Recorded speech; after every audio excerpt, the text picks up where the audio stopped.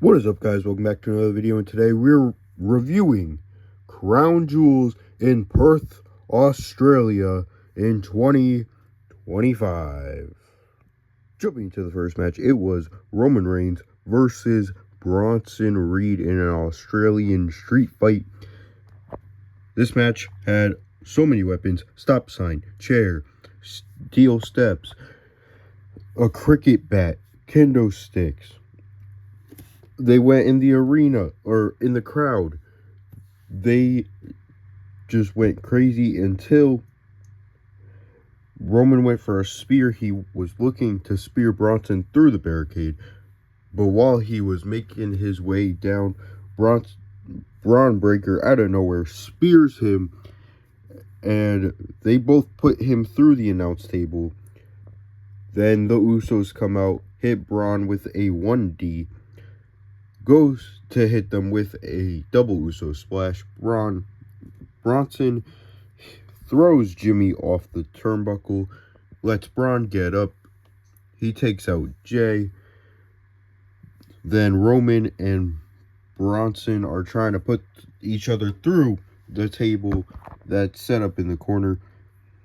They almost had it. They both almost had it, but then out of nowhere, Jay tries to spear Bronson. He gets out of the way. So Jay spears Roman, which lets Braun take Jay out, hit Roman with a tsunami, and win the match. Afterwards, Roman Reigns walked out on the Usos because he told them Monday not to get involved. Then Jay walks out on Jimmy, leaving Jimmy stranded in the ring. Jumping into the next match, it is Stephanie Valkyrie versus Tiffany Stratton. Stephanie Valkyrie doesn't have a figure. I don't have Tiffany Stratton figures, but I'm still going to go over it.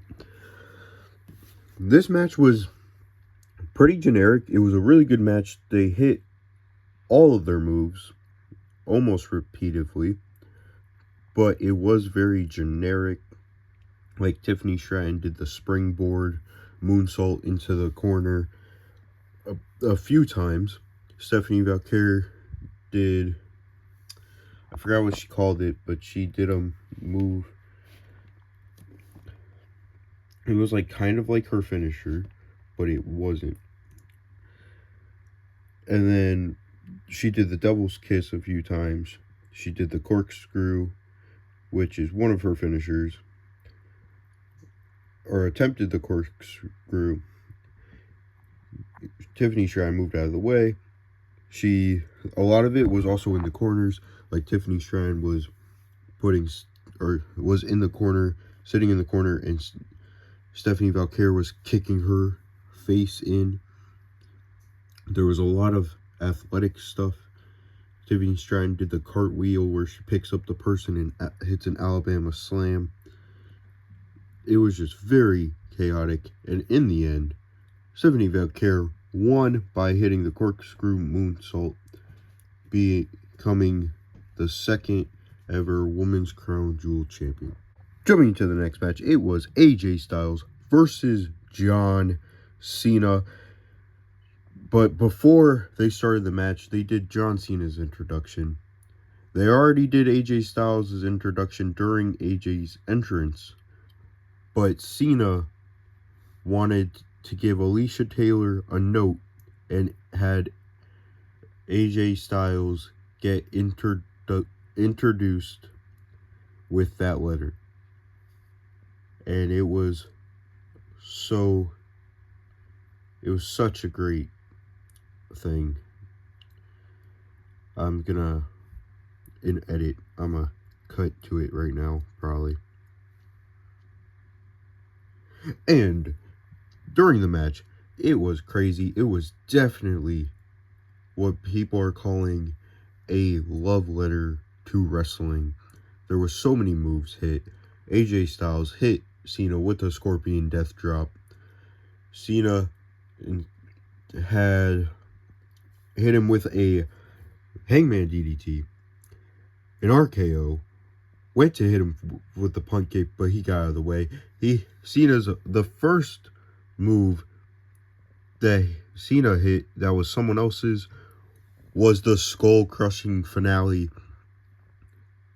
which was insane to see because it came out of nowhere. But then Cena hit Styles with Sister Abigail, and the lights went out, and everyone had the fireflies. The spotlight was on the ring. Cena's expression was great. He was smiling. He was so happy to see that. The crowd was chanting 619, so Cena went to hit him with a 619, but AJ Styles out of nowhere hit him with a drop kick. They went to the top rope, went to hit him with an avalanche AA, but AJ Styles reversed it. This match was just going crazy. Some people were, you could tell on their face that they thought this match was never gonna end. Even the crowd was also chanting "Fight Forever." This is awesome. AJ Styles, I'm trying to think more stuff he did because I can't remember right now because I'm just so shocked about just how the match was. And I know I'm gonna remember something when I turn the camera off, but no, this match was just crazy. Oh, AJ Styles hit a 450,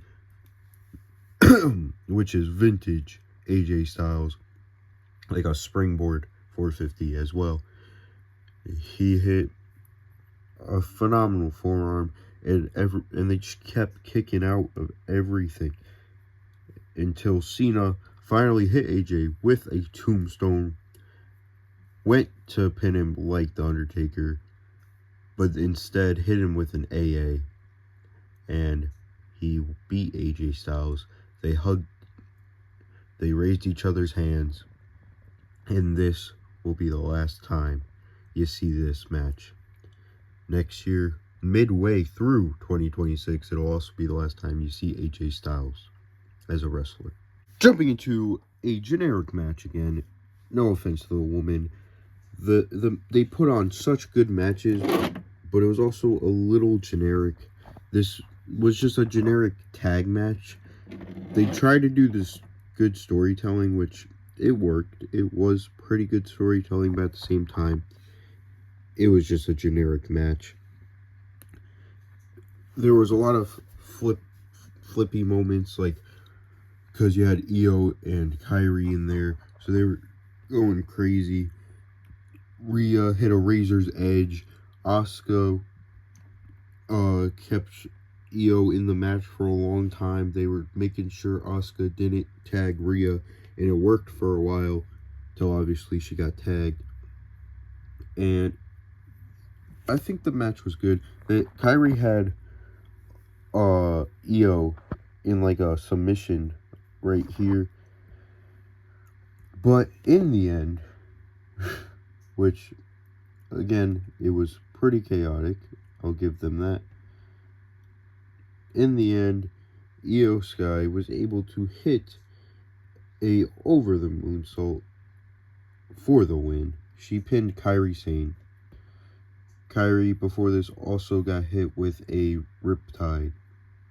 I forgot to say that part. She got hit with a riptide over the moonsault, and then she got pinned. They didn't really show reaction out of Asuka.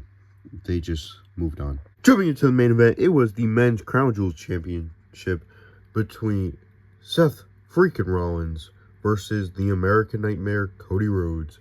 This match was kind of outside for almost, like, a decent amount, almost half of it. And they hit so many dives on the outside, few Cody cutters that also got reversed. Each of them hit suicide dives. They had a figure four leg lock spot, and Cody had it in Rollins. Rollins reversed it, then I believe Rollins had it, and then Cody had to reverse it. Rollins got the figure four locked in, and Cody had to turn himself over. He Then Seth Rollins had to crawl to the ropes. It was crazy. But there were super kicks. Like I said, a lot of Cody cutters. Rollins hit a crossroads on Cody and a coast-to-coast headbutt. Coast-to-coast diving headbutt.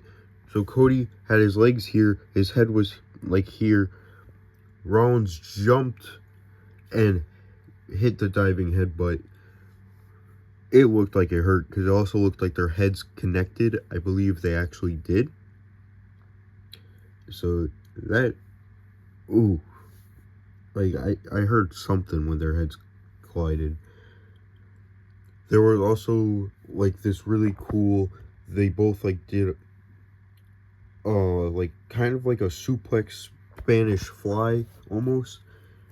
And then Rollins hit Cody with a rock bottom, but in the end, Rollins grabbed the watch that he got from WrestleMania 40 by Cody Rhodes.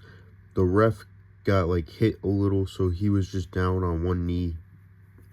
So he wasn't like fully, he was there, but he also wasn't fully there.